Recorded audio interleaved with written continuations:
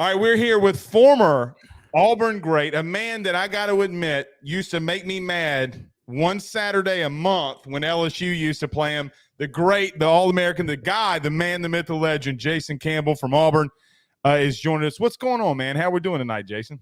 Oh man, Blake, what can I say, man? It's June, so it's not a lot of talk going on about college football except for the SEC meetings last week, which we'll get into soon. But then you talk about all the transfer portals and high school kids now that signed in 2023 class are now getting enrolled.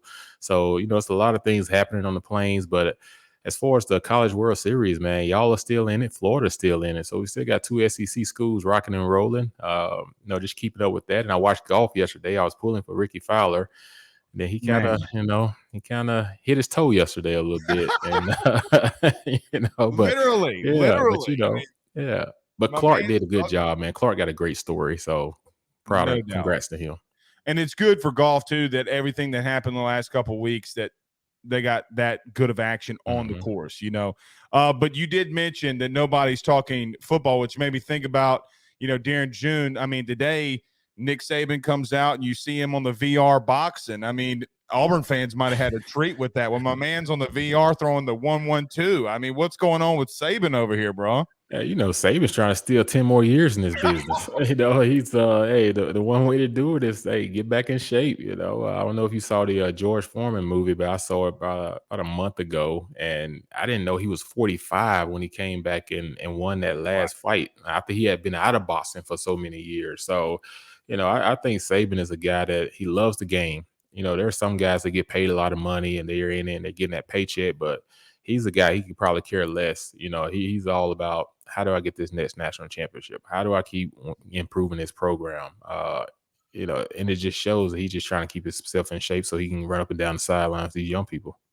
What's interesting is when, now that social media, it's so wild because you see coaches in a completely different light. Jason, I remember in 2003 going to an LSU football practice. And I'm like, okay, so everybody believes that Saban is who he is. I remember a young Kirby Smart. I remember a Will Muschamp. Like, oh, okay. And then now you see these guys in these videos with their family. I'm like, oh, okay. So he actually can be a normal human being. It just when he's on the field, he's going to do what he needs to do. But speaking of that, I do want to ask you. So last week, it was a big deal, at least in Baton Rouge. I'm assuming on the Plains as well. A rivalry between LSU and Auburn is not going to happen in 2024. I mean, listen, Jay, we spent 45 minutes on our show talking about this last week because fans were kind of ticked off a little bit that, look, we love the Florida rivalry. We love all these things, but Auburn has been one of the staples that LSU fans look forward to, and I think you could probably shed some light on that. I guess when you saw LSU and Auburn not playing in 24, what were your initial thoughts? Oh, man, it was like a dagger, just because college football, you think SEC, you always look forward to that LSU matchup. I remember when we played them back in 2000, 2004, when Coach Saban was there, we was 2-2 against each other. And, you just never know what's going to happen in that game. We've had the game where the Coliseum caught on fire while the game was going on. We had the earthquake game in LSU. We've had the 6 interception game where LSU was up and threw 6 pick sixes for touchdowns for Auburn, and they came back. And then we had the 04 game, we hit Courtney Taylor in the back of the end zone, and then when a guy jump over after we missed the extra point, when a guy jumps over, and that's when they just changed that rule. And we got a chance to re-kick it, and we got an interception to end that game. So it's just wild things that just happen in this series, and it's like, are we really gonna take this game, out of the matchup year? Like, yes, you have Auburn, Alabama. Yes, you have Auburn and Georgia, but that Auburn LSU game is circled every year as well. And to not play that at all, I'm just sure like LSU fans are probably, we playing each other since 1991, and these games have been epic. What about the 1-second game when that went down to the end in Auburn when LSU scored a touchdown? I thought they had won the game. Yeah, you're talking about the Demetrius Byrd, Matt Flynn, like back in the end zone. And then Jay, I'm thinking about when Cam Newton went off in 2010 in the long run. I mean, like those, and then Bo Nix having the same type of success against LSU in Death Valley, Ed Orgeron, what really and truthfully, what's crazy, he put the dagger in Orgeron's heart Yeah. when he got fired. I mean, everything, it usually always comes down to the last second. Now, you talked about being 2-2 against LSU. You know, I got to ask you, what is your fondest memories of that matchup? Oh man, I tell you what, we played them in 2002 here, and it was kind of a rainy game, and I was a sophomore. We had a really good game, but then that '04 season, man, I'm telling you, like that was one of the hardest hitting football games I've ever been a part of, college and pro. Like even playing the pros, it's about 25 NFL athletes on the field in that game that played on Sundays. And you're talking about guys that just landed on the line, guys that just crushing each other, just hard hitting, one of those low scoring physical football games because both defenses was very excel. Both offenses was good, but defense wins championships. Right. And it was one of those type of games that if you love football, like it wasn't gonna be a high score and shootout firework. It was one of those hard nosed, every play counts, every down counts in the second half. You couldn't punt because if you punt, game's probably over. So, kudos to that game, man. But that was one of my biggest memories playing in that SEC against LSU was you knew if you can win that game, you had a chance to get to the SEC championship and the national championship.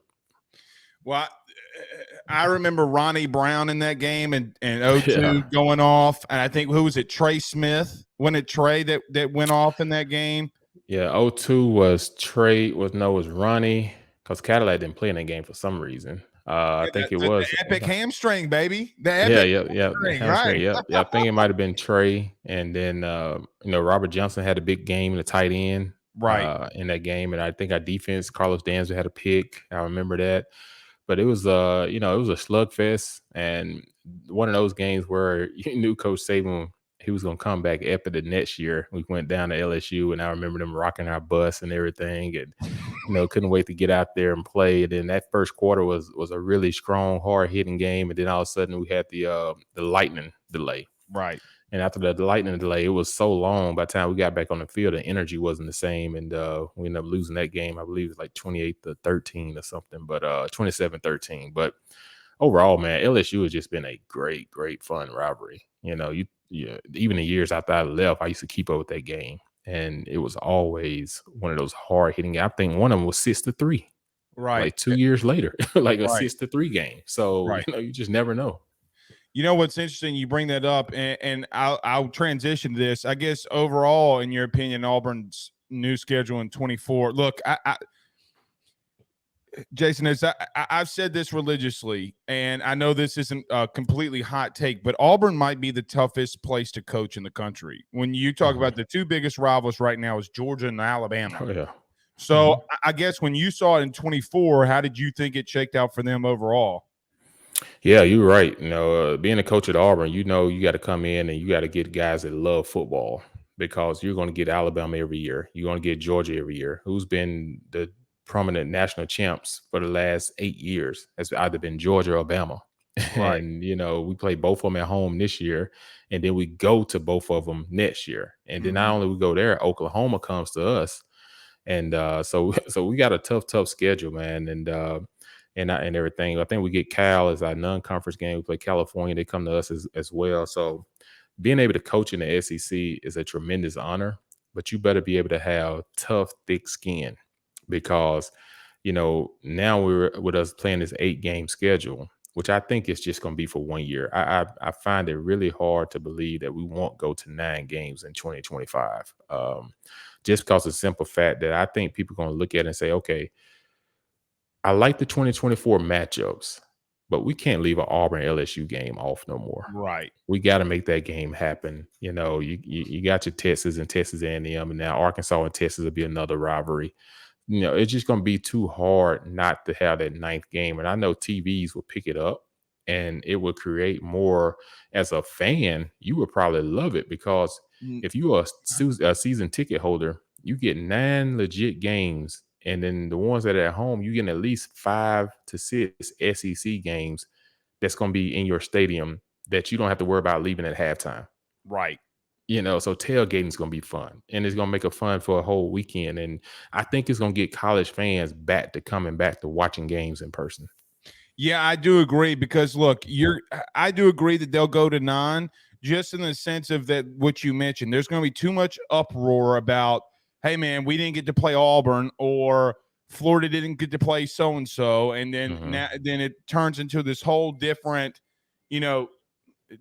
series of events that you got to take place. But you did mention something there in reference to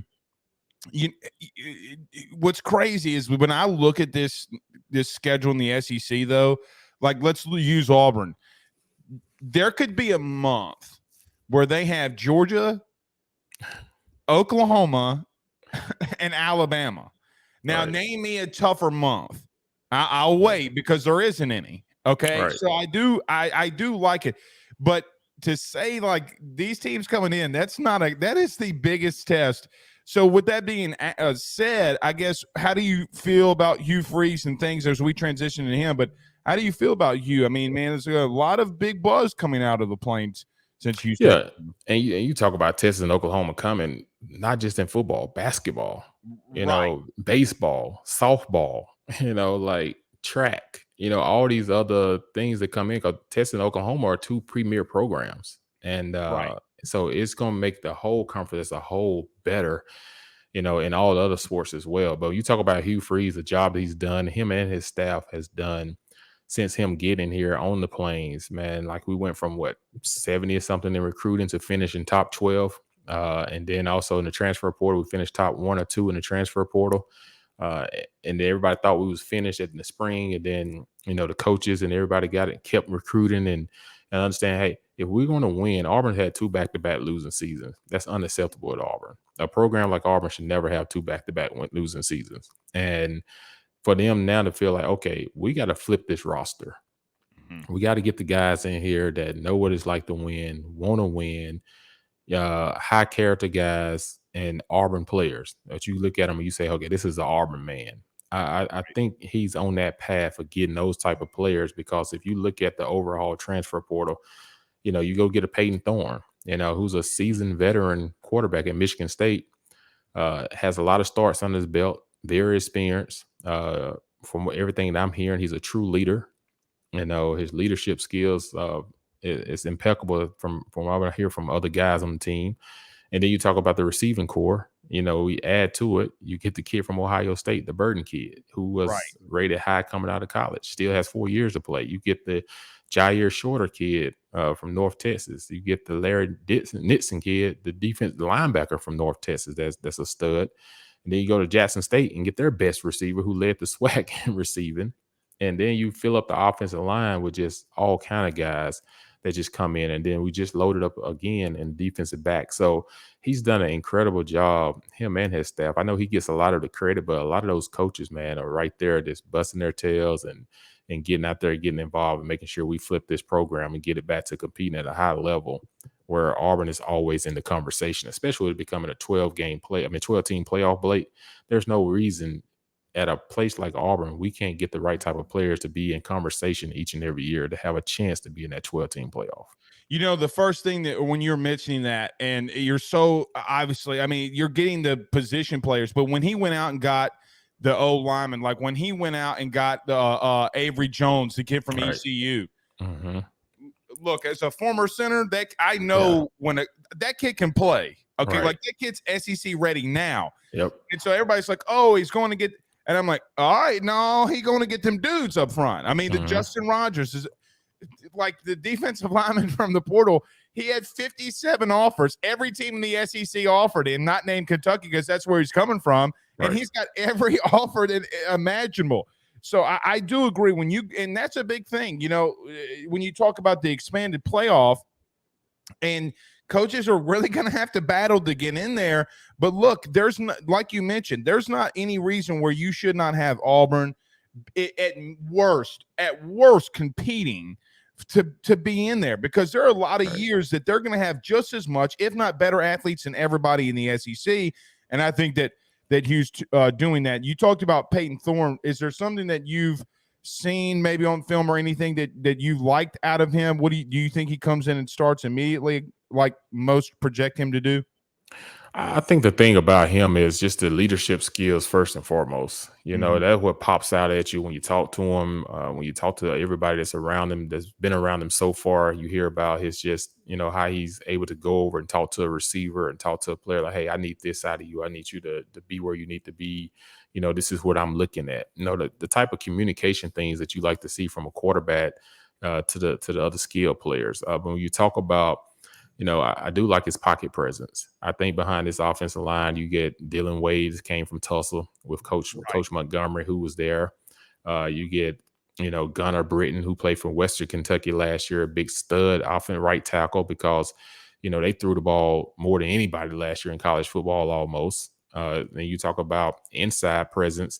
Like I said, Avery Jones, man, like kid is solid. He's Solid. very athletic. He has intelligent to play at this level. I think he did himself justice by coming to the SEC because when you go up against the Georgias and the LSUs and the Bamas and Tennessees, most of those guys are on everybody's radar when it comes to draft picks and the defensive line position. So if you can go against Georgia and you can hold up your own, you just raise your stop. You go up against Bama, you hold your own, you raise your stop. But just talking about Peyton Thorne, though, I think, he comes in, he competes against Robbie. Everyone knows that Robbie's more of a athletic quarterback who's more of a runner, can expand plays and everything. He struggled in the passing game last year with accuracy and different things. And I think, Peyton coming in, of course, people going to say, oh, he's going to be the starter because, why would you go out and get him? Right. At this point in the time of the season, knowing that he has pretty much has 2 years left. But if you're Hugh Freeze, though, I understand he's going to create a competitive environment, and the best man wins, and the best man is going to play. Now, with that being said, I don't think you make that choice to go get a kid like this if you don't have plans for him. With everything. So I think there's going to be some great competition come August 1st when they kick off. I'm excited to see what happens because Blake, this team doesn't even look the same they did in the spring. No doubt. No question. So in the spring, we already got different players that we done gained 10 to 15 players since spring that's going to be playing on the field and being a pivotal players for us. So we won't know anything about this football team until the first month is over. And then Demario Tolan, the kid from LSU, the linebacker, I think you're going to have – I mean, look, they got to a point where they couldn't keep him off the field at LSU either. That's just another notch. You bring up Robbie Ashford. Maybe I'm biased because I like a quarterback to be mobile. Maybe that's just my that kid's – if that kid can figure some things out, I think, Jason, now you can speak on it more than me. I think that kid's got a crap load of talent. Now, I'm not saying he beats out Peyton Thorne, but I've seen him, Alabama, Georgia, LSU. Look, the kid can move. I mean, the kid can really run. Have you seen anything in him where he's developed better from the pocket, or what do you see from him that maybe he should work on? Because I think if he does work on some things, it ain't going to be Peyton Thorne's show. Robbie's a really good athlete, and he can really move. But I even like some of the things he was doing with his arm, just sometimes maybe not as accurate as he wanted to be.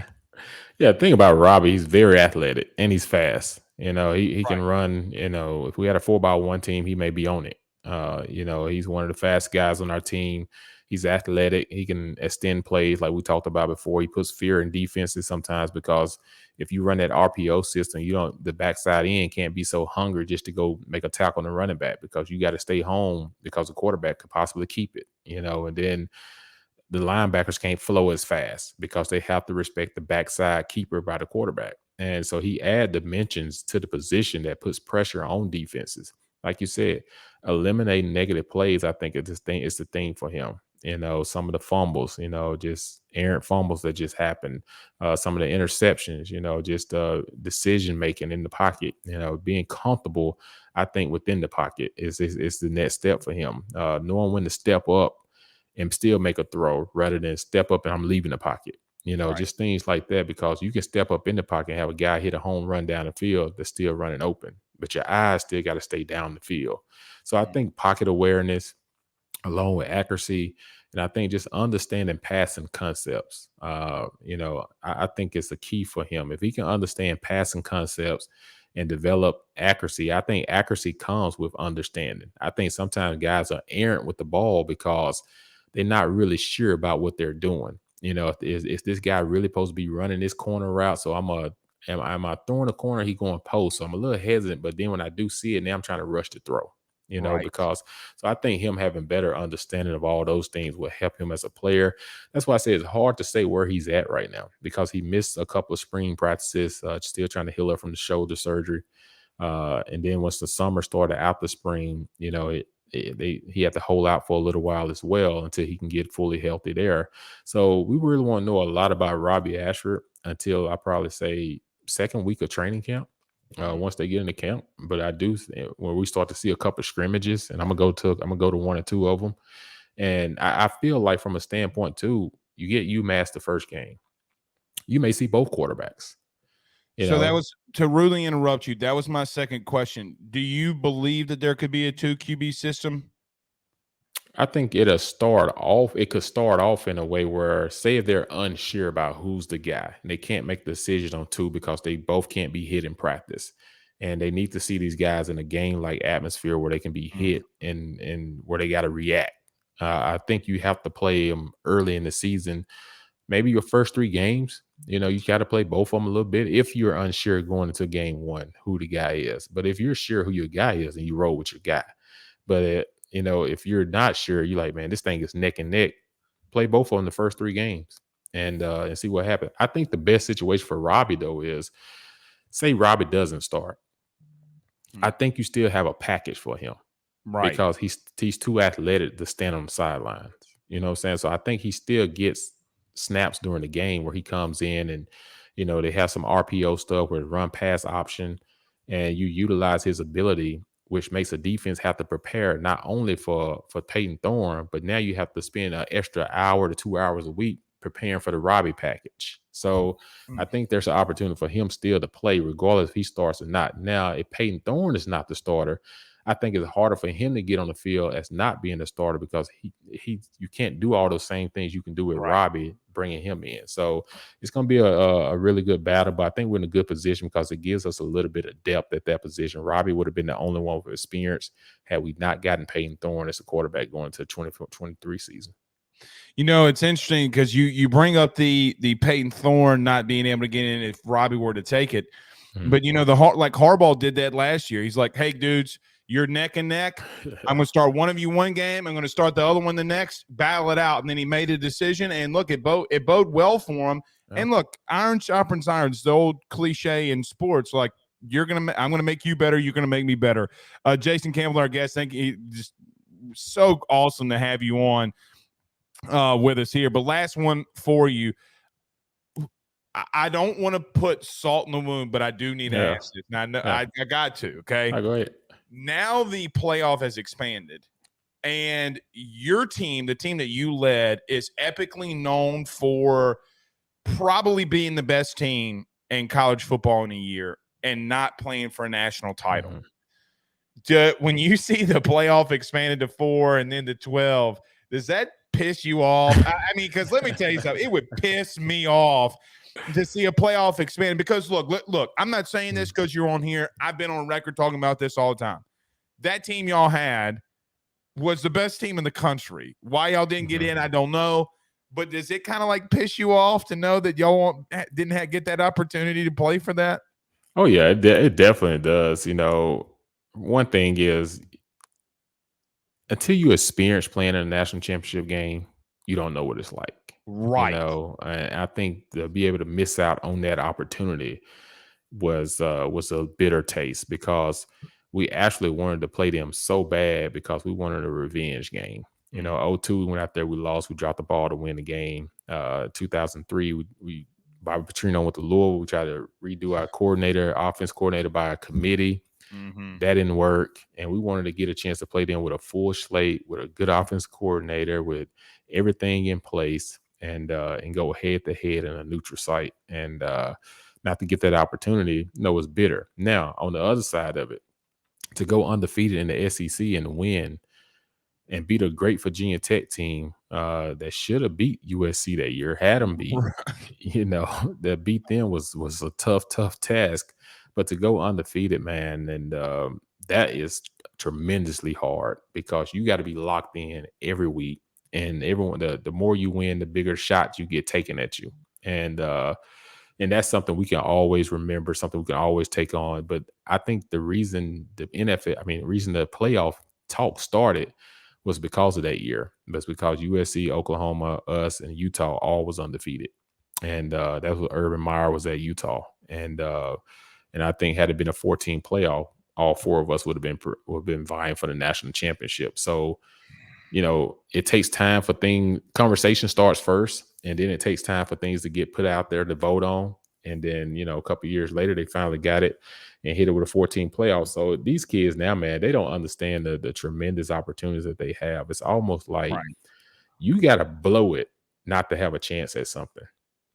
You know, because you're going to have, you got NIL money, you get scholarship money, you get endorsements, you get a chance to go from a 14 playoff now to 12-team playoff, which gives you more national opportunities to be able to play in a playoff setting. And you get a chance you had a fifth year. There's guys that started for 4 years in college and coming back and starting for a fifth year. So you starting 5 years in college. Bo Nix at Oregon started 3 years at Auburn. Now he's going to start for 2 years in Oregon. You know, you talking about a great college experience, Right? You know, like that's things these kids don't understand. Like back in the day, you did your 4 years, that was it. Now you get 5 years you can play, and then on top of that, you know, it just sky's the limit for these kids, man. It's all about though who they put around them to make sure they're structured, make sure their mind is in the right place and their focus is in the right place, because all of this stuff can get lost inside of money if you don't start teaching these kids about parameters and about, you know, gratitude and everything. Stop looking at the dot. Don't chase the money. The faster you chase money, the faster it's going to leave you. You know, but if you work extremely hard, do what you got to do, people be knocking at your door trying to give you opportunities. No question. I mean, and it's kind of cat's out of the bag, but I talked to SEC OC today, and he's like, we got kids in, you know, sports psychology classes. You know, like that's how much it's been getting to them. Like one kid for LSU, I think was a Nussmeier, had a Cheez-It sweet. You know, like, I mean, come on, bro. Like, come on, dude. Like, you're in a suite full of Cheez-Its. Sounds great, but I mean, like, I remember as a freshman having to get bags every day, getting water dumped on my head, like doing everything for the seniors. Like that doesn't happen anymore. Like I go out to practice the other day. Like the freshmen are pampered more than I ever was. You know, like anyway, I don't want to go on a soapbox. Jason Campbell, great. That's why I hope we don't lose in the game. But like I hope we don't lose that college feel of the game. I'm all about players making money and everything. Just because we didn't make it when we was there, I'm not one of those like, oh, they should know. Like, you know, I believe players should make money for themselves off their name, image, and likeness. It just needs some parameters, you know, around it and everything. I think to keep this thing better structured so that these kids understand, because 95% of the kids that play on that team does not play in the NFL. And you need to have people in their corner teaching these kids how to save their money, how to budget. So when you come out of college, not only you don't have student loan debt, now you have an opportunity to start your life with something. Right. And so don't blow it, you know, thinking that you're automatically in at the next level. No, let's take this thing one step at a time. And then how do I get my kids to focus on football? I mean, focus on playing the game and going to class, but not being distracted by everybody that's trying to pull them and tell them, oh, I got something better for you over here or something better for you over there. How do you teach them to stay committed and stay locked into where they're at? Because the transfer portal, let's be honest, it's an open book every year. And you can't, as a coach, you can't tell you can't go in the coaching staff and say, hey guys, man, this kid's a freshman. By the time he's a junior, we're going to be rocking and rolling. You don't even know what your next year's team going to look like. Because you may have 10 guys that all of a sudden you think coming back, and all of a sudden they say, oh, I'm gone. Yeah, and man, like I'm not trying to throw him under the bus, but like look at Prime. I mean, look at LSU a year ago. Look at Hugh Freeze now. I mean, it's a complete roster turnover. Now I know some of those are coaching changes, but I mean, you're getting 25, 30 plus dudes that weren't there last year. Oh. It's completely different. And, like you mentioned that, I remember having to wash the position player in front of me, the center. I remember having to wash Brad Barty's truck, and then me getting on that scholarship check. I took $100 out of it, went and paid and got it detailed and drove it back. He's like, man, this is good, freshman. I'm like, I know, the small little things that you like, that's not going on anymore. Right. Like that's not. And then understanding like, hey, I'm not getting picked on. This is what everybody's going through, And then the guy was in, at our wedding, me and my wife's wedding. I mean, like, I talk to that dude every day now, like because of those small things, like, yeah, it sucked in. It really sucked, but he may be better than what I need to be. So you built a relationship. You built a relationship. These kids going to miss out on relationships because some of them not going to stay in a place long enough. And then some of them, as soon as things don't go their way, they're going to jump in the transfer portal, not realizing sometimes you got to go through a few things in order for you to wake up or see things differently. So, it's going to be a case that me playing with Ronnie and Cadillac and all for 4 years, man, we're still friends to this day, like because we built something together. These guys, man, they're not going to understand commitment to each other. And I hope as a man, when they get married or out here, that they can stay committed into relationships because they're not going to be used to a commitment because they can feel like, well, I can jump here as soon as something don't go right, or I can go there, or somebody can come over here and offer me a little bit more money and I'm just going to jump at it. Even if my opportunity is better where I'm at, I'm gonna go jump over here. Like it's all these things we got to deal with, man. I just think kids going to miss out on relationships and things that propel me and you to be in the positions that we are. All I'm going to say is look at A&M. I know it's petty, but sometimes, just throwing money up against the wall doesn't make it right. All right. Jason Campbell, thank you so much, man. We're going to have to get you back on. I know you're busy. I know that football, starting in July, it really starts ramping up. But thank you so much for having us. I know you do the Believe in Auburn's podcast, but tell them where they can find you, all your stuff. I think you and Taylor do a great show, but tell them where they can find it if they hadn't catched it yet. Yeah, you can find us the Believe in Everything podcast, BLEAV.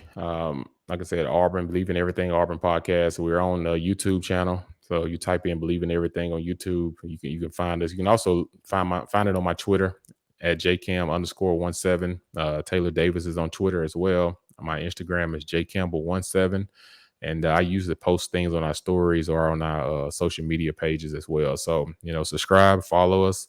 And we'll give you good content, especially with the season on the horizon. It's going to be an interest because everyone will see what Auburn's going to do with all the new changes. And, who better to know than someone that's close to the program? No question. Thank you so much. And our girl Taylor, she's out there at the College World Series, man. She's in Omaha. Yeah, she's in Omaha. She's down there representing right now. So, her schedule never stops. She covers college football and now she covers college softball, college baseball. She's all over the place. So all over the place. She's a good one. No doubt. All right. Thank you so much, man. We'll talk to you soon. All right. Appreciate it. Thanks, Blake.